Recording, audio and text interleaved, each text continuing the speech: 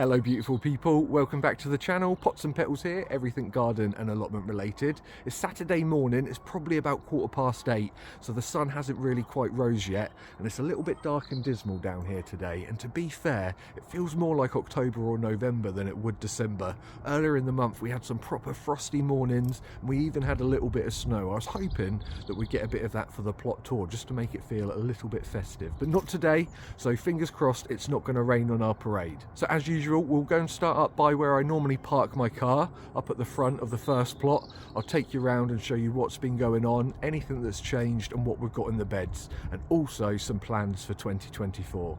So I'm just going to make myself a quick cup of coffee and then we'll go and start up at the top by the compost bins and get this plot tour started. This is the view down by where I park my car. So as you can see, this is the grassy area where my car would normally go.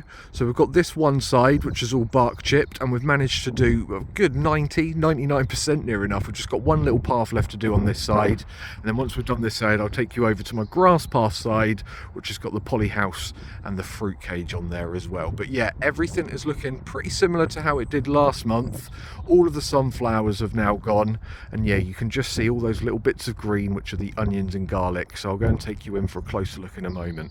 At the top here we've got 2 of the compost heaps. I have got 4 in total, but as you can see I really haven't given these a turn at all this year, so that is a job that I would like to try and get done tomorrow and see if we can get some of that beautiful nutrient rich compost at the bottom of both of these piles. Then next to the compost bins up at the front here we've got the little apple tree. Now it's only a couple of years old, but we did have codlin moth on it, so we didn't get as many apples this year because they all had holes in them. So we are going to have to set some pheromone traps, but we don't do that until March, April time.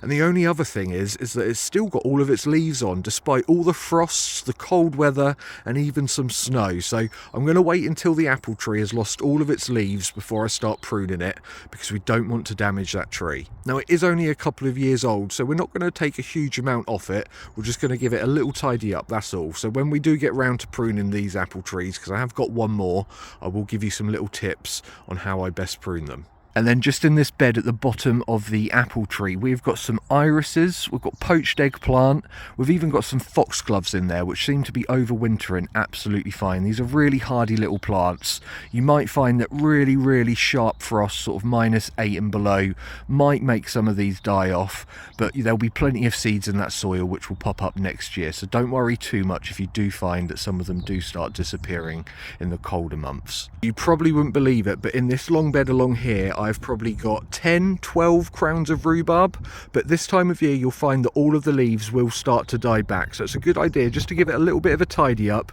and a really good mulch with some form of manure. So write down horse manure, cow manure, even some chicken manure pellets or a bag of compost will do the trick. You just want to give it a really good feed so that come March, April time next year you get some really succulent rhubarb stalks. So this brown sort of woody looking thing, this is the actual rhubarb crown itself, and what you'll find is that from all of these little shoots down at the bottom, this is where your rhubarb is going to form next year. You can see we've already got a couple which have started to come, but they will die off at some point.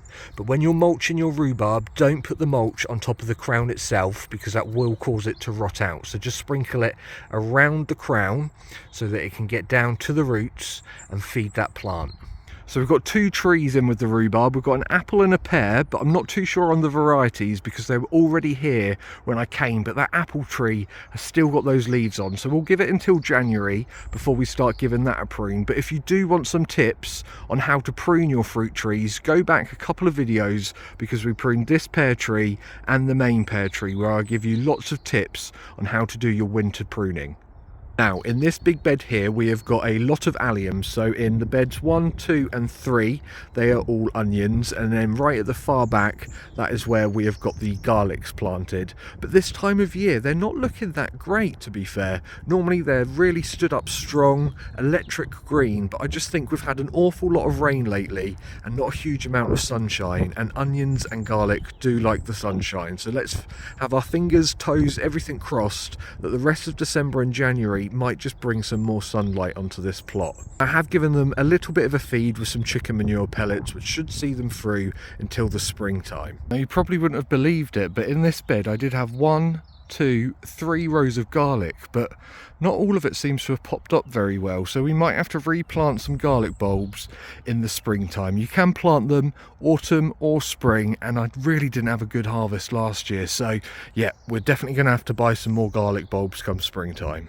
So this was the first allium bed, and then just over here we've got even more alliums. So this whole big bed, this whole big area, this is full of garlic. We've got 1, 2 and I think another 5 rows in there, but we haven't got that many that have started to pop up through the soil. And then down here we have got the shallots, so we've got quite a few in there, but they were only planted a couple of weeks ago, so I don't expect much from them at the moment. And we've also got some red vein sorrel and also a volunteer parsnip in that bed. And then at the far end, this is where we've got even more garlic, but I forgot, and I actually sowed some green manure, so we're going to have to give that a really good weed over to make sure that those garlic have got plenty of room and space to grow nicely. But I am just a little bit worried about this big garlic bed because I have planted so much garlic in there, but I'm just not seeing them sprout above the soil level. We must have 7 or 8 rows in there, but I can only see 2 proper rows starting to come up. And we have had an awful lot of wet weather, and I'm just worried that those bulbs have rotted in the soil. But never mind, fingers crossed they will grow, but if not, we can stick some more in here come the springtime, because like the onions, you either plant them in the autumn or in the spring. The old bay tree is putting on loads of growth, so where I did have this, it sort of stunted for a few years, but now I've got it down in a sunny area. It's absolutely loving it. Just look at all of those new fresh shoots that have started to grow. So you can use these in your cooking, just dry them out, or you can even use them fresh, as the tiny garden let me know. So yeah, it's definitely worth having a little bay tree plant somewhere in the garden. Down in what was the sunflower bed, we've just got a few garlic, and I didn't plant these, so I think they're left from some garlic bulbs that I had last year that didn't do too well, and they must have just died off in the soil, but they seem to have sprouted up this year, so hopefully round 2 they should do pretty well. So all of these beds at the moment are for the alliums, but come June time, once we start to harvest these are all going to turn over to some squash plants. Now I didn't grow many squash this year and not many pumpkins, so I do want to grow a real wide variety. So if you've got any good pumpkin squash varieties, please drop them in the comments below and let me know what your favourites are, because I do want to grow absolutely tons this year and give them away at work. Hey, what are you doing? Hey, Puss Puss. What's up? Do you want some food? Yeah? Do you want some food? Come on.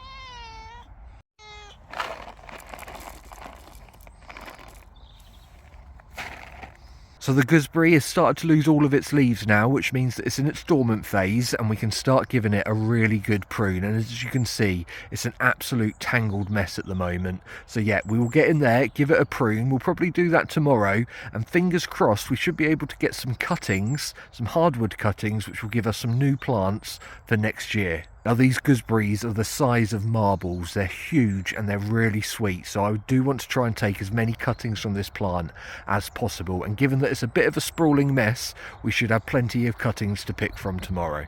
Not much going on with the pine berries at the moment. They're absolutely fine, they're still full of life. Like I say, they're an absolute thug, so if you are thinking about buying them, do go careful, but these will be fine until sort of springtime next year, when we should start getting some more berries on these guys. Now if you remember this little guy, we think it's a rowan or an ash, but it's lost all of its leaves, and people were telling me to wait for the berries, but this thing has definitely not given off any berries, but it is probably quite a young little sapling still, so wouldn't expect it. But yeah, rowan, ash, do they lose their leaves?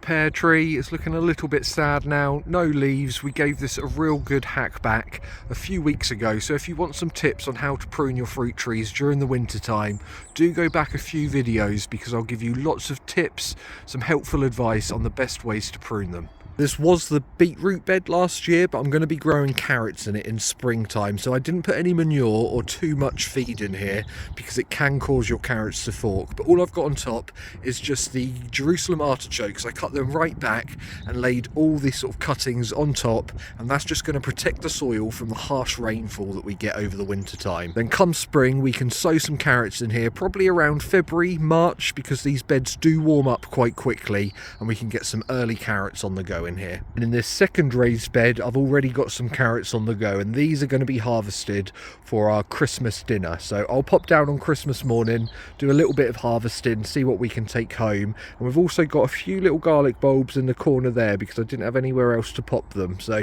yeah, they're coming along actually really quite well in this bed. Now in a video, I think it was just last weekend, I took you through some of this plastic that was already on the plot, so I haven't bought this specially, but I'll just go through some pros into making some beds with these because they really do warm up that soil rather quickly and keep it really insulated too. Now these big old branches that are sticking out here, these are the Jerusalem artichoke. So we've got one plant here, 2, 3 and one other small one just in there. So we've got 4. Now you do harvest these tubers about now. However, I want these to keep multiplying and to fill up this space and create a little bit of a barrier. So we're going to let these be, and hopefully they're just going to multiply over the next few more years. Here is one of the tubers that I dug up. I dug the smallest one up and it just had this little tuber under the soil there. So this is what you'd be digging and this is what you'd be eating. I understand people roast these. You might be able to boil them. I'm not 100% sure because I've actually never tasted one of these. So I'm going to take this home. I don't think it's going to make much of a meal, but yeah, I'll definitely give it a try and see what I think about these. Because if I don't like them, they are just a beautiful plant anyway. There isn't a huge amount going on in this big bed here, so we've got 1, 2, 3, 4, 5 smaller beds in the big bed. So these have been mulched with the fresh compost that we dug at the bottom of the other compost heap just a few weeks ago. We've got some parsnips over in this bed here, and then these had the green manure which I just chopped all the way back and it's all started to die off, so we will give that a dig come the springtime. But yeah, not much is going to be going on in here until spring, and I haven't really decided what I'm going to put in here because it does get a little bit shady, so I am thinking maybe some peas or maybe some lettuce. This down here is going to be my asparagus bed. It looks pretty boring at the moment, but we topped this up with some bagged compost and then we've given it a really good mulch with some of the homemade stuff as well. Now asparagus are really hungry plants. We're not going to plant them out until April when we buy the crowns, but yes, this will be getting the soil nice and ready for when we do plant those asparagus out in here. The strawberries are doing absolutely amazingly. You would expect these to start losing a few of the leaves and going a little bit dormant. So I did move quite a lot of my strawberry plants last year into this cage. So we only started off with probably about 6 or 7, but just look at how they've all started to multiply. So fingers crossed, 2024 is going to be the year for the strawberry.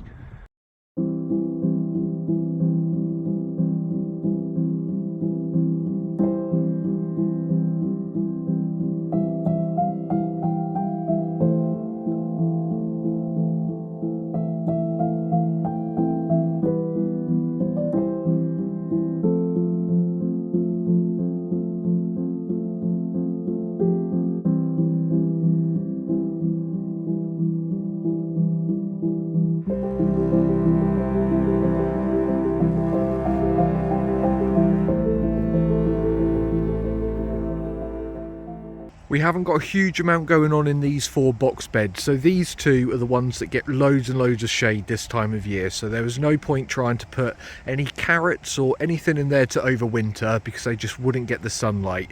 And then at these 2 beds down at the bottom with the grates on them, we've got some alliums, we've got some tulips, all sorts of spring bulbs. Because I brought so many this year, I am going to use them for cut flowers. And then just in here we've got some pots with even more spring bulbs in there. I'm really looking forward to spring next year because we should have so much colour from all of those bulbs that I brought earlier this year. Something's definitely been having a little rummage in here, but I've had a feel and we can still see we have got some bulbs in there. So I believe these are tulips, so we'll just give them a little cover up and hopefully they'll be all right and not get eaten by anything else. So we've got tulips in here, and that is why I've put the grate over those 2 beds, because we've got so many bulbs in there. The last thing I want is for the squirrels, the rats, or God knows what else to come and eat them all up. So yeah, fingers crossed for spring next year, guys. This down here is my main nature pond. I've got 3 in total, but this is the biggest. But a lot of it is now starting to die back given the time of year and the freezes that we've been getting. This pond has frozen up a few times to the point where I chucked a brick on it just a couple of weeks ago and there was no give whatsoever. But come the springtime and this pond will be full of life. It starts probably around March time when we start to get the frog spawn. It's only its second year, but last year we had loads of frog spawn in here, which I was really surprised about. So I'm hoping, given that it's naturalised that little bit longer, we should have even more wildlife in here. I found newts, mayflies, dragonflies, toads, you name it, we have had it in here. So keep your eyes open for the videos come springtime, because this will be full of life and I'll keep you updated with what goes on in this pond. Just across from the pond, we've got the little nature area at the back here, which is where I plant all sorts of little plants that I pick up from the garden centres. Now, I do try to keep them as native as possible, as simple blooms as possible, so that I attract all of those pollinators, but also all sorts of other animals into the garden. So I do need to give this a bit of a tidy up, because we've got some hellebores in there, and it won't be long before they start to flower. And I just want to give them a little bit more space so that we can see those beautiful petals when they start to form. Apart from the hellebores, everything else is sort of spring summer flowering in here, but the whole point of this area is really for the wildlife. So I don't like to keep it too tidy, especially over the winter and autumn time, just so that all of those insects and little animals have got somewhere to hibernate and keep warm.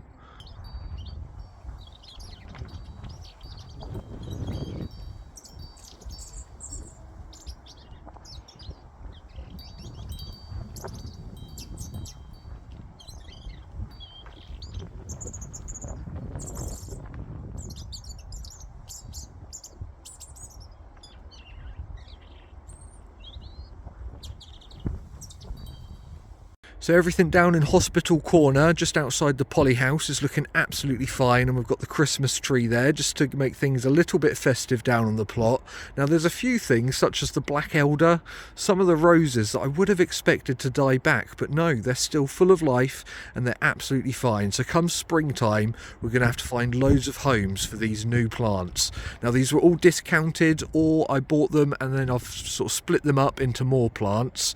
So yeah, if you want some good tips on how to get even more plants out of your buys, do go back probably 2 or 3 months now, and I'll give you lots of tips on how to get some real cheap bargain plants. I've got a little bit of a problem with the Poly House door. It seems to have come away from the Velcro itself. So as you can see, the Velcro was attached to here, but it's no longer attached. So we did use some staples for this, but that doesn't seem to have done the trick. So I'm going to keep an eye out for some super glue and then re-staple this on as well, and hopefully that should be enough sort of fastenings to keep this secure, especially in the wind. But we've only got some seedlings in there at the moment. They should be okay if the frost does get in, and it seems to be keeping out the wind for the time being. So actually in the Poly House we've got a number of seedlings, cuttings, all sorts going on in here. So at the back here we've got some rosemary, we've got some fuchsias, and we've also got some rose cuttings, which are all coming along really well. We've got some foxgloves here, which are the Alba White.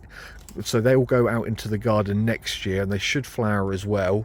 Down here we've got loads of little seedlings. These are all hardy annuals, apart from the grass. So we've got bunny tails, they've done well, candy tuft. The clarkia is a little bit lanky, and we didn't get anything from the larkspur, the peony poppy, or the cornflower. So I'm going to resow these 3 in the springtime. It's just a little bit cold at the moment.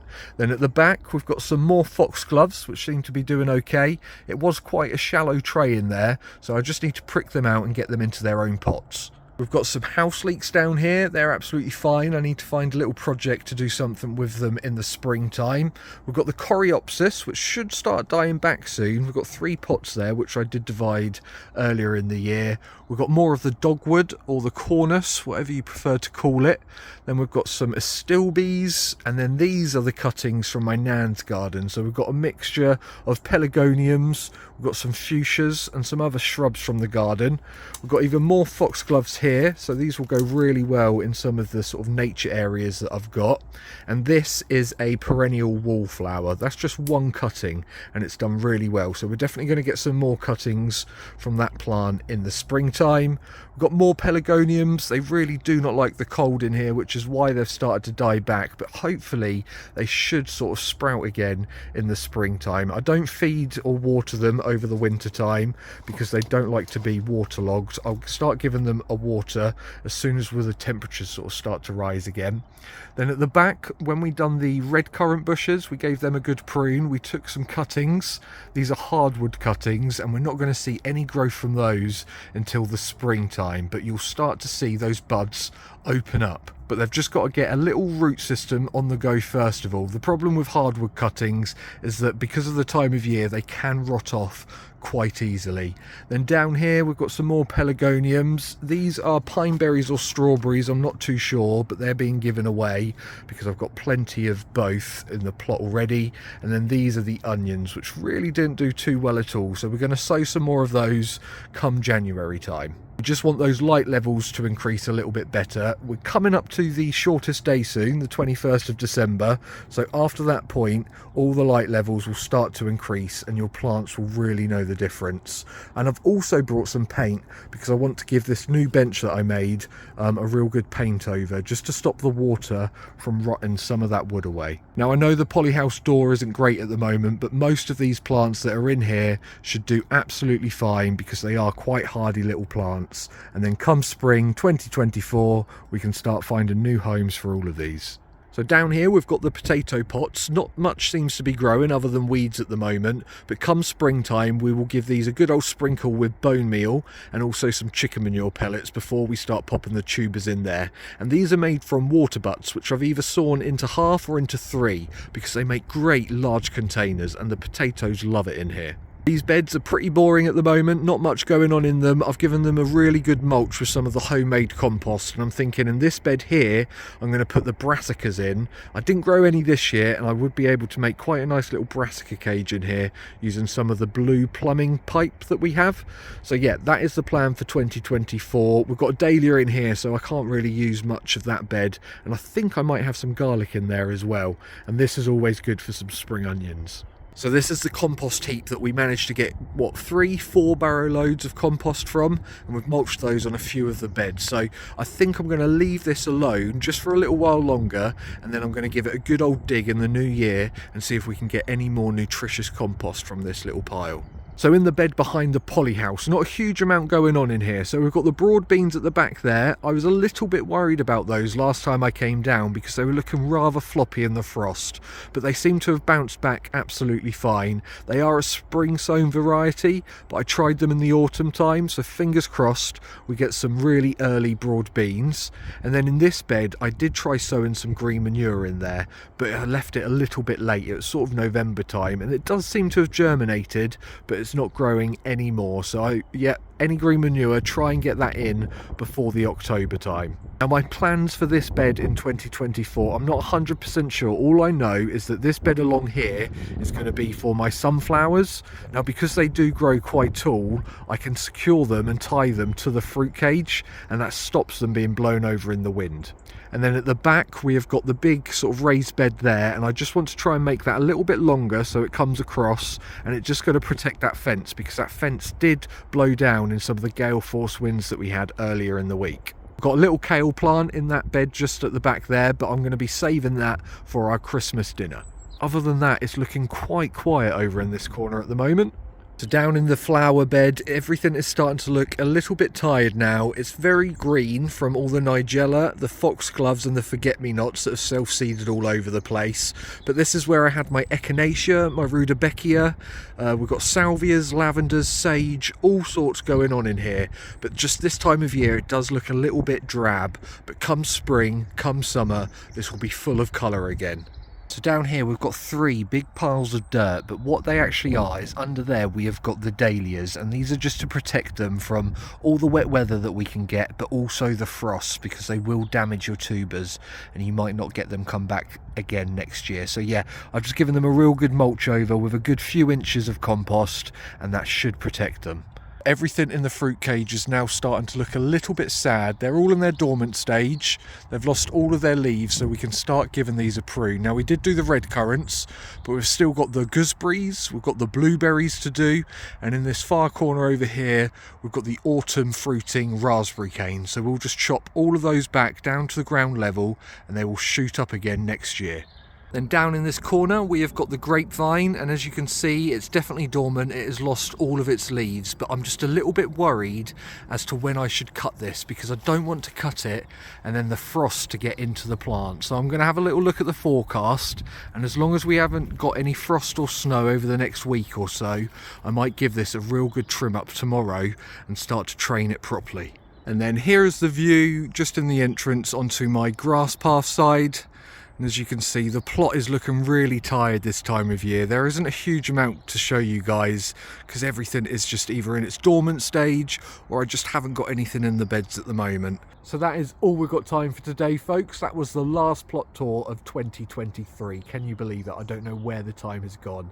I must admit, this time of year, everything is looking a little bit brown, a little bit dull, as it all starts to die off, go into its dormant phase. But give it a couple of more months and it will start getting exciting. It's when the spring bulbs will all be popping into life. We'll see those green shoots from the daffodils, the tulips, and those hellebores will soon be in flower as well. I am going to be back down here tomorrow with another little adventure down on the plot. We've got loads of pruning to do with the gooseberry bushes. We've got some more red currants that we need to do as well. I'll try and chop back some of those raspberry canes, and I'd also like to try and paint the bench that I made in my poly house a few months back. I brought a bright yellow paint, an exterior paint, and I just want to give that a couple of coats. Hopefully it will be warm enough in there tomorrow, because at the moment I'm watering and I think it's going to start damaging that wood and it will start to rot out. So yeah, we need to protect it sooner rather than later. So I hope you guys are having a lovely weekend wherever you are in the world, and I will see you guys back down here tomorrow. Don't forget to subscribe, like, comment,